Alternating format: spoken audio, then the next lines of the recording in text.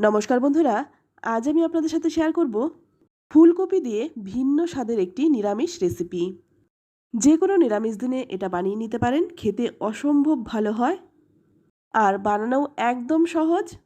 সামান্য কিছু ঘরোয়া মশলাই তৈরি হয়ে যায়। চলুন তাহলে দেখে নেওয়া যাক। প্রথমে এখানে নিয়েছি ফুলকপি, আর ফুলকপিটার ফুলগুলো আমি কেটে নিয়েছি, আর ফুলকপিটা একটু বড় করে কেটে নিয়েছি। এবার এখানে দেখুন একটা পাত্র নিয়ে নিলাম, আর এর মধ্যে দিয়ে দিচ্ছি গরম জল। গরম জলটা নিয়ে নিলাম, আর এর মধ্যে দিয়ে দিচ্ছি সামান্য একটু লবণ। লবণটা একটু ভালো করে মিশিয়ে নেব জলের সাথে। তারপর ফুলকপিগুলো এর মধ্যে দিয়ে দেব। এতে করে ফুলকপিতে যদি কোনো পোকা থাকে তাহলে সেই পোকাগুলো বেরিয়ে যাবে। এভাবে 10 মিনিট রেখে দেব। অপরদিকে দেখুন এখানে আমি 3 চামচ গোবিন্দভোগ চাল নিয়ে নিয়েছি। এবার চালটাকে 2-3 বার জল পাল্টে পাল্টে ভালো করে ধুয়ে নেব।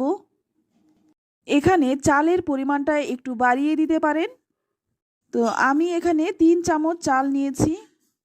এবার চালটাকে ধুয়ে নিলাম ভালো করে। চালটা ভিজিয়ে রাখার কোনোই দরকার নেই, এইভাবে রেখে দিলেই চালটা ভালো করেই ভিজে যাবে। অপরদিকে দেখুন জল থেকে আমি ফুলকপিটা তুলে নিয়েছি। এবার এর মধ্যে দিয়ে দিচ্ছি সামান্য একটু লবণ, আর দিয়ে দিচ্ছি হলুদ গুঁড়ো। লবণ আর হলুদ গুঁড়োটা দিয়ে ভালো করে মেখে নেব। মেখে নিয়ে 10 মিনিট রেখে দেব। এতে করে নুন আর হলুদ ভালো করে ফুলকপির মধ্যে ঢুকে যাবে। অপরদিকে কয়েকটা ছোট ছোট আলু আমি কেটে নিয়েছি। চাইলে আপনারা আলুটা বাদ দিয়েও করতে পারেন।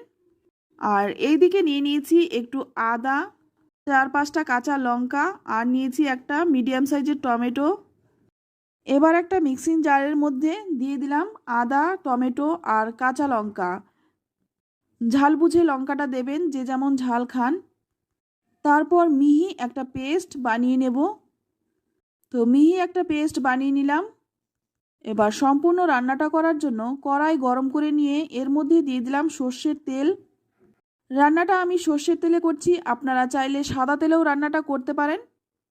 এবার প্রথমেই আলুগুলো দিয়ে ভেজে নেব। আলুটা একটু নাড়াচাড়া করে এর মধ্যে দিয়ে দিচ্ছি লবণ, আর দিয়ে দিচ্ছি হলুদ গুঁড়ো। লবণ আর হলুদ গুঁড়োটা দিয়ে আলুটাকে বেশ লাল লাল করে ভেজে তুলে নেব। আলুটা ভেজে তুলে নিলাম। এবার ওই তেলের মধ্যেই ফুলকপিগুলো দিয়ে দেব। শীতের এই ফুলকপি কিন্তু অনেকটাই কমে যায়। তো সমস্ত ফুলকপিটাই দিয়ে দিলাম। তারপর একটু নাড়াচাড়া করে একটা ঢাকনা দিয়ে ঢেকে 5 মিনিট রেখে দেব। মাঝে মধ্যে ঢাকনাটা খুলে একটু নেড়ে চেড়ে দিয়েছিলাম। তারপর আরও 5 মিনিট ভেজে নেব। ফুলকপিটা ভালো করে ভেজে নিয়ে এবার তুলে নিলাম। এবার ওই কড়াইয়ের মধ্যে দিয়ে দিলাম আরও 2 চামচ সর্ষের তেল। ফোড়নে দিয়ে দিচ্ছি একটা তেজপাতা ছিঁড়ে, 3টে এলাচ, 3 টুকরো দারচিনি আর 2টো লবঙ্গ, আর দিয়ে দিচ্ছি 1 চামচ ঘি। ঘিটা আমি এখানেই দিলাম, এতে করে ফোড়ন থেকে সুন্দর একটা গন্ধ বেরোবে। এবার এর মধ্যে দিয়ে দিচ্ছি ভিজিয়ে রাখা গোবিন্দভোগ চালটা। এবার চালটাকে 2 মিনিট ভালো করে ভেজে নেব। চালটাকে 2 মিনিট ভালো করে ভেজে নিয়ে এবার দিয়ে দিচ্ছি আদা, কাঁচা লঙ্কা আর টমেটো বাটা। তারপর ভালো করে কষিয়ে নেব যতক্ষণ না আদা, কাঁচা লঙ্কা আর টমেটোর কাঁচা গন্ধ চলে যাচ্ছে। একটু একটু করে জল দিয়ে কষিয়ে নেব। এবার এর মধ্যে দিয়ে দিচ্ছি 1/2 চামচ জিরে গুঁড়ো, 1/2 চামচ ধনে গুঁড়ো, আর 1/2 চামচ দিয়ে দিচ্ছি কাশ্মীরি লাল লঙ্কার গুঁড়ো, আর দিয়ে দিচ্ছি 1 চামচ হলুদ গুঁড়ো। তারপর সামান্য একটু জল দিয়ে ভালো করে কষিয়ে নেব যতক্ষণ না মশলার কাঁচা গন্ধ চলে যাচ্ছে। আর একটু একটু করে জল দিয়ে কষানোর জন্য চালটাও কিন্তু অনেকটা ফুলে যাবে। 3-4 মিনিট ভালো করে কষিয়ে নিয়ে এবার এর মধ্যে দিয়ে দিচ্ছি ভেজে রাখা আলু।